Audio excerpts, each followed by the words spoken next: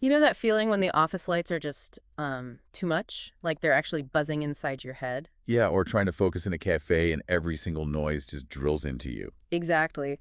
We've all had moments where our senses feel a bit overloaded, hmm but imagine that turned way, way up all the time. That really captures it. It's a pretty good picture of the everyday reality for, well, for many autistic people. Right, and that's exactly what we're diving into today. Sensory issues in autism. hmm We're working from a really interesting source text here, which digs into the complexities of these sensitivities. Yeah, and our mission really is to try and get a handle on the range of these experiences. What does it actually feel like? What's it like navigating a world where sound or light can be, I don't know, amplified or maybe even dialed way down? And crucially, how can we make environments more supportive? Yeah. Because understand this isn't just about like immediate comfort. No, it goes deeper. It really does. It's key for helping autistic people thrive, at school, at work, socially. It helps head off bigger issues like anxiety or isolation down the line. Because this isn't some minor footnote, is it? The source is clear. Sensory issues are right there in the diagnostic criteria for autism spectrum disorder. Absolutely fundamental. That's stated right up front. And the text really stresses, too, how unique each person's sensory world is. So no one-size-fits-all experience. Not at all. Everyone's different. Okay, so to get a grip on this, the text breaks it down. It talks about different sensory areas. It's more than just the usual five, right? Oh, yeah, definitely more. The source lists 8. So you got the obvious ones: sight, sound, smell, taste, touch. hmm But then also balance, that's the vestibular sense, and proprioception, which is your sense of where your body is and how it's moving. Right, body awareness. Exactly. And the last one is interoception. That's about sensing internal body cues like hunger, thirst, feeling ill. Interoception. That's probably one people aren't as familiar with. How big a deal are difficulties there? Oh, they can be a really big deal. I mean, think about it, knowing when you're hungry or thirsty, or even just knowing you're getting sick. That's all interoception. Wow. Okay. So problems there could affect a lot of daily stuff. Absolutely. Really wide-ranging impact. So thinking about these 8 senses, the text says autistic people can experience things at both extremes, hypersensitivity and hyposensitivity. That's right. Two ends of the spectrum. Let's start with hypersensitivity. That's the over-responsive one, where everyday stuff feels like too much. Exactly. Hypersensitivity means ordinary input lights, sounds, textures can feel really intense, maybe even painful. Ouch. Yeah. And that often leads to what the source calls sensory avoidance. People actively try to get away from or minimize that overwhelming input, stuff most people wouldn't even notice. And the text gives specific examples, right? Like bright lights, LED, fluorescent especially. Yep, those specific wavelengths can be really tough for some people. I mean, even for me, those office fluorescents can be draining after a while. I can only imagine it amplified. Right. And think about how that constant need to avoid things might impact just getting around in the world or connecting with people. Yeah, the source talks about that, doesn't it? How it can limit where you can go, what you can do. It really can. Maybe you can't handle the lights at work or the noise in a busy shop or a social event. It can definitely lead to feeling isolated. And it's not just lights.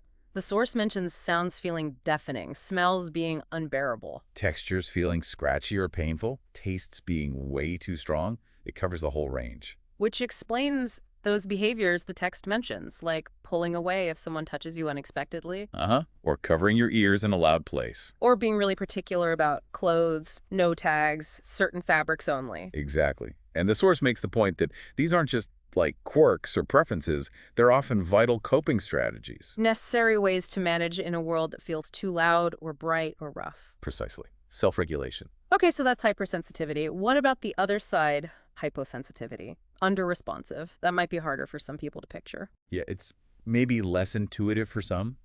Hyposensitivity means you have reduced sensitivity to input. So you need more stimulation to register it? Kind of, yeah. The source explains it can lead to sensory seeking.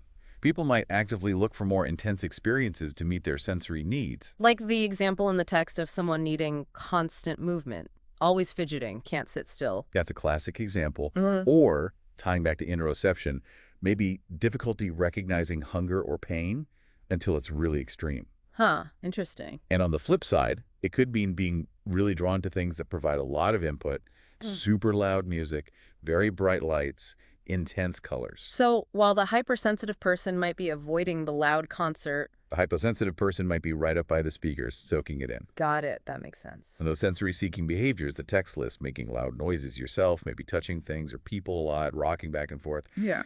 those are often ways for hyposensitive people to get the input they need to feel regulated, to feel present and engaged. It really paints a picture of such a diverse range of experiences. And the text digs into what this actually feels like. Beyond just saying sensitive, it's not just a minor Oh, annoyance. far from it. The source really highlights the sheer effort it can take for someone hypersensitive just to get through a typical day. Like trying to work under those fluorescent lights while filtering out background chatter. Exactly. It's not just distracting. The text points out how incredibly draining that is, physically and emotionally exhausting. Which leaves people just depleted. That seems critical. Absolutely critical. And that brings us to stimming, which the text explains is often a really important way to kind of rebalance the sensory system. Right, stimming self-stimulatory behavior. Yeah. And it often serves this crucial self-regulation purpose. The source mentions repetitive movements, making sounds, fidgeting, Like hand flapping, repeating a phrase, fiddling with an object. all examples. And these actions can help someone stay calm, manage stress, or even block out some of that uncomfortable input. But the text also warns about what happens when people feel they have to suppress stimming. Yes, that's a really important point. If someone feels they have to mask their stims, maybe at work or in a social setting, it actually makes it harder for them to manage everything internally. So backfires. It can, yeah. The text suggests suppressing stims can actually contribute to sensory overload, more anxiety, and eventually burnout. It's like blocking a necessary release valve. Which leads straight into sensory overload itself. The text defines that as the point where the input just completely overwhelms your ability to cope. That's the tipping point. Yeah. And the source explains it can happen suddenly, like a fire alarm going off. Whoa. Or it can build up slowly over a day, just one sensory stressor after another piling up. And the feeling. The text describes intense anxiety, needing to escape, trouble communicating. Yeah, it sounds incredibly distressing. And neurologically, the source notes something interesting. What's that? When the brain is so focused on processing this overwhelming sensory storm, other functions can kind of go offline, like speech, decision-making, even just processing information. They can become temporarily impaired. So it's not just feeling overwhelmed, it actually impacts cognitive function in that moment. It can, absolutely. Okay, so for those of us who aren't autistic, how might we recognize when someone is struggling with sensory issues? The text gives a list of signs to look out for. It does, yeah. Some things you might notice are increased movement. Someone might start jumping, spinning, maybe even seeking out chances to crash into things. Okay. Or you might see an increase in stimming, maybe more intense hand flapping, repetitive noises, more rocking. The source also mentions changes in speech, like talking faster or louder or not talking at all. Exactly, either extreme. And those sensory blocking behaviors are a big clue, covering ears, shielding eyes, trying to reduce the input. And difficulties with internal sensations, like we talked about with interoception. Right. Also, strong preferences or reactions to food textures or clothing. You might see someone mouthing non-food items. For hyposensitive folks, maybe increased seeking of physical contact, like rough play. Yeah. And then difficulties with communication, maybe even a shutdown. And finally, the text mentions escalating emotions or a clear desire to leave the situation, potentially leading to a meltdown. Yeah, all potential signs of sensory distress. Recognizing them is the first step to helping. Which is the crucial question, isn't it? How can we help? How can we be supportive? The source talks about accommodations. Yes, and it really emphasizes that understanding and making accommodations can make a huge difference in an autistic person's ability to participate and just be well. So what do accommodations look like?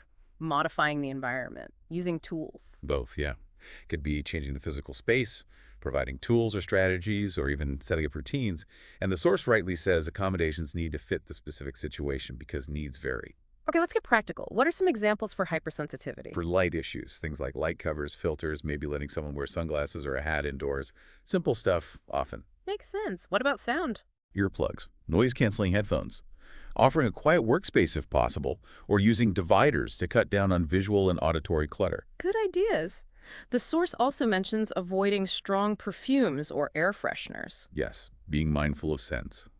And for touch and taste, things like offering food choices, different textures, temperatures, spice levels, allowing soft, tag-free clothing. Even adjusting schedules to avoid peak busy times seems like a smart, simple accommodation. It can be really effective, yeah. Yeah, what about for hyposensitivity, providing more input in helpful ways? Right. Visual supports can be great, especially if someone processes visual info better than spoken words. Uh-huh. Fidget toys, chewable items, sensory tools, giving people access to those can really help with self-regulation. And creating spaces where movement is okay, movement breaks. Definitely. Safe, open areas for movement, regular breaks built into the day.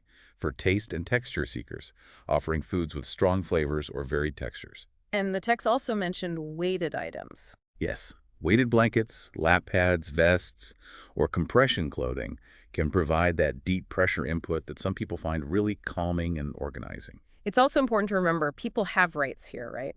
The source mentions reasonable accommodations at work and school. Absolutely. Autistic individuals can request these. And for parents or supporters, talking to school's IEP team or looking into a 504 plan is key for getting those sensory needs met. This whole deep dive has been, well, really eye-opening. I think for me, the biggest thing is just how central and how varied these sensory experiences are in autism. They touch everything. Totally agree. And really getting that range from hyper to hypo and seeing how much simple, thoughtful accommodations can help.